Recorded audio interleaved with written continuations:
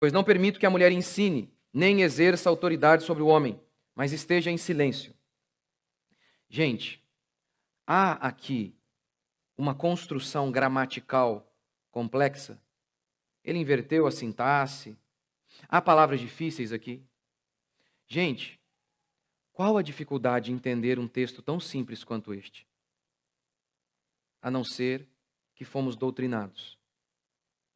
A não ser que fomos enganados por décadas. E não para aqui. 1 Coríntios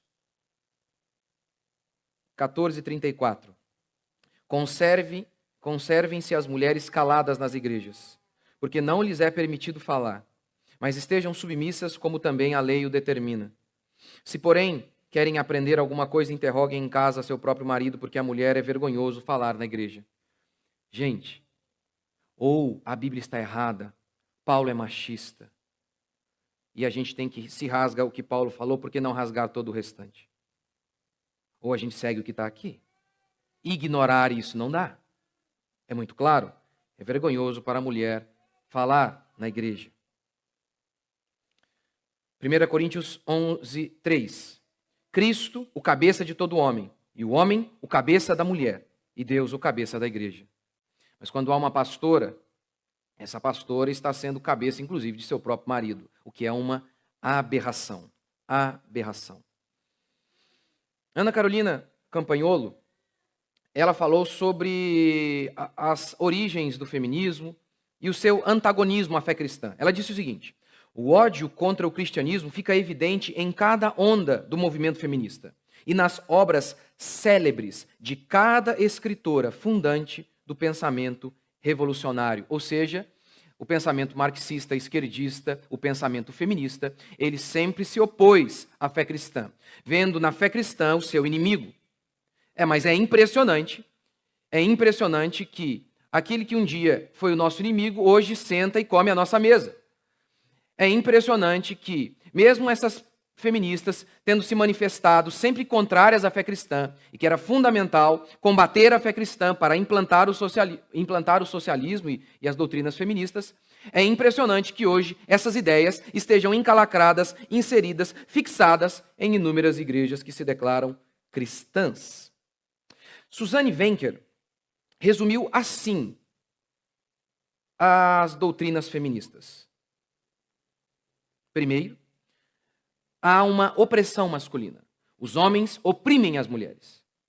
Isso é histórico, dizem as feministas. Essa é a primeira doutrina que resume bem a tônica do movimento feminista.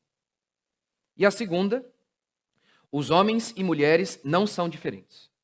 São iguais, exceto por suas partes íntimas. Algumas feministas chegam até ao absurdo de dizer: as mulheres são mais fracas porque, diante da opressão masculina por décadas e séculos e por toda a história humana, os homens tiraram as mulheres do mercado de trabalho. Por isso, elas não conseguiram se desenvolver fisicamente.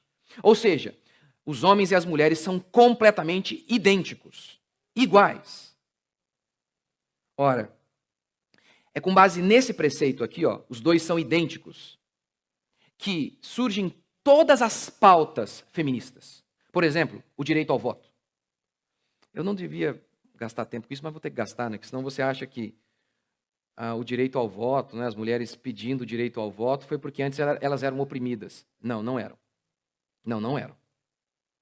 Você sabe que muitas mulheres não queriam votar? Sabe por quê? Como os americanos conquistaram o voto? Porque antes havia apenas monarquia, não havia voto. O voto surge ali na República Americana. Como os americanos conquistaram o direito ao voto? A Inglaterra, eles eram colônia da Inglaterra, faziam parte do governo da Inglaterra. Como eles conquistaram o seu direito ao voto? Guerreando. Eles lutaram e os homens morreram numa guerra, e assim eles conquistaram o direito de eleger os seus representantes. É por isso que muitas mulheres não queriam o direito ao voto, porque elas sabiam que havia aí uma implicação em que, uma ligação direta com a guerra. Os americanos conquistaram o direito ao voto por meio da guerra. O que implicaria, se você quer votar, você também tem que ir para a guerra. Mas, por que elas queriam voto? Somos idênticos. O direito de usar calça jeans, que desgraça. Não é? Você sabe, já viu as fotos antigamente? As mulheres usavam vestidos. Mas elas acham que é uma conquista usar calça. Por quê? Ora, por que os homens usavam calça? E a mulher usavam aquelas roupas belas? Por uma questão muito prática, os homens estavam mais focados e o trabalho era um atributo deles. Não dá para você lavrar a terra com vestido. Não dá para você fazer construções com vestido. Era extremamente prático o uso da calça. E note isso, eu tenho filho e tenho filhas. Quando você vai vestir um menino, como é? Normal. Põe a calça, acabou. Uma menina é um evento. As mulheres são um evento, mas não. Elas decidiram também se tornar medíocres como nós. Olha a minha roupa, gente, é todo dia quase a mesma coisa. Quase a mesma coisa mesmo, porque eu só tenho 2, 3 calças, né? Agora veja as mulheres, é um evento. Mas não, elas queriam igualdade, porque elas dizem que elas eram iguais. Ninguém nega, a fé cristã não nega que os dois são iguais em valor, mas são diferentes em funções, em aptidões e talentos. Mas lembre-se do que Suzanne Venker disse. Esse é um dos preceitos da doutrina e ideologia feminista. Os dois são iguais, idênticos. Por isso elas queriam voto, por isso elas queriam usar calça jeans, por isso elas quiseram ir para o mercado de trabalho. Como Betty Friedan, em seu livro A Mística Feminina, escrito em 1963, dizia: por que nós não podemos ir também para o mercado de trabalho? Por isso, com base também na ideia de que elas eram iguais, idênticas, elas afirmaram: por que também não podemos transar como os homens transam? Por que não podemos ser pervertidos como eles são? E aí, eu estou partindo aqui da premissa feminista, de que todos os homens são malignos e mais pervertidos que as mulheres. E você é acostumado a ouvir isso. Mas, gente, se esse homem é pervertido e ele sai com várias mulheres, ele tem que ter mulheres para ele sair com elas.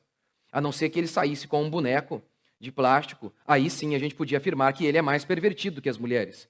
Mas se as mulheres aceitam dormir com eles, é porque elas também são pervertidas, tanto quanto eles. Isso é fato. Mas ok, vamos partir da perspectiva de que o homem tinha um direito diferente, que era a liberdade sexual.